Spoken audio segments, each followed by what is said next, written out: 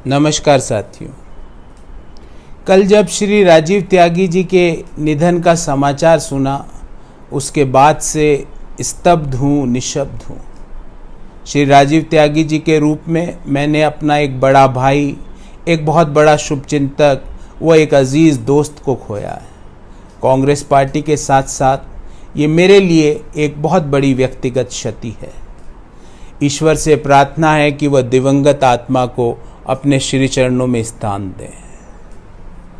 साथियों, राजीव त्यागी जी प्रखर वक्ता होने के साथ साथ एक सच्चे देशभक्त भी थे और कल अंतिम डिबेट में उनके ऊपर क्या दबाव रहा होगा, ये कांग्रेस पार्टी के प्रवक्ता होने के नाते मैं महसूस कर सकता हूँ।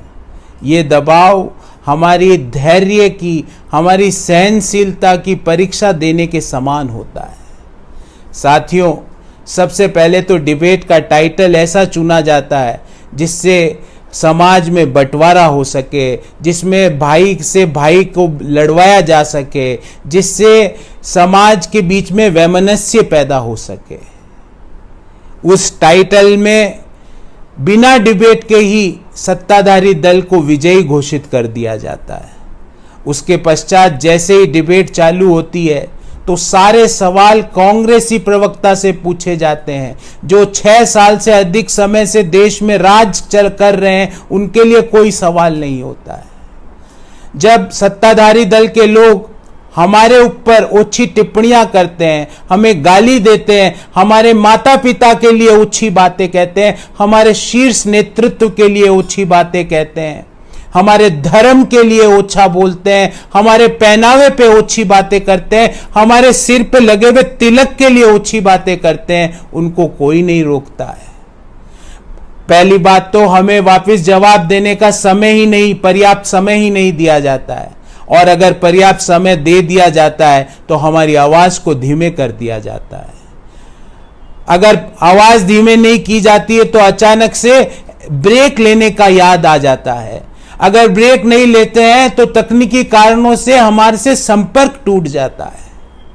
क्या इन सब चीजों के लिए हमारे पुरखों ने आजादी की लड़ाई लड़ी थी? क्या इसके लिए हमारे पुरखों ने हमको हमारा संविधान दिया था? आप सोचिएगा साथियों। फिर एक कांग्रेसी प्रवक्ता के सामने डिबेट में 3 से 4 घोषित अघोषित प्रवक्ताओं को बैठा दिया जाता है।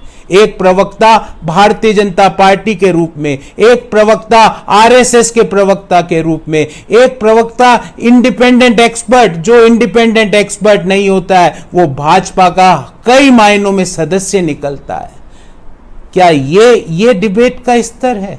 क्या इसके लिए हम डिबेट करने जाते हैं? मैं आपसे पूछता हूं, पिछले 15 से 20 दिनों में क्या आपने कोई प्राइम टाइम डिबेट देखी राष्ट्रीय शिक्षा नीति पर?